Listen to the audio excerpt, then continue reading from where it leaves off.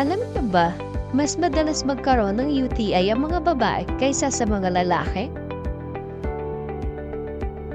Ang UTI ay isang infection sa daluyan ng ihi at kapag hindi ito naagapan, pwede magdulot ng matinding sakit o komplikasyon. Ang madalas na pag-inom ng tubig ay isa sa pinakamabisang paraan para makaiwas sa UTI. At hindi sapat ang mga soft drinks or anumang milk tea, tubig pa rin ang pinakamabisa.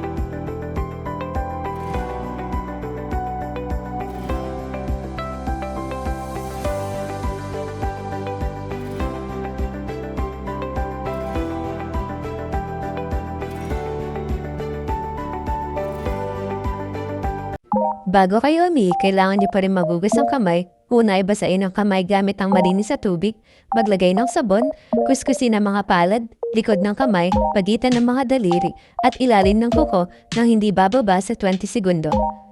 At pagkatapos nito ay banlawan naman ng mabuti gamit ang malinis sa tubig at patuyuin ito gamit ang malinis sa tuwalya o tissue. At kapag walang tubig sa CR, huwag kang mag-alala. Pwedeng gumamit ng wet wipes, tissue, or sanitizing wipes.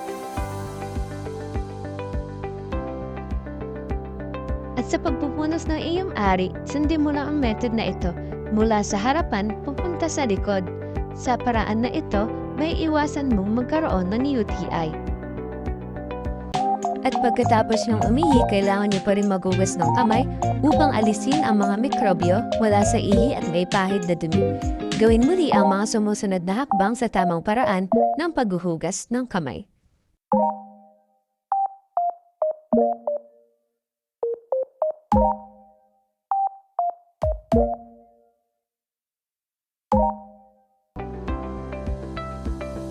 May mga pagkain ding pwedeng makatulong para makaiwas sa UTI, tulad ng prutas na may vitamin C, katulad ng dalandan, strawberries, at pineapple.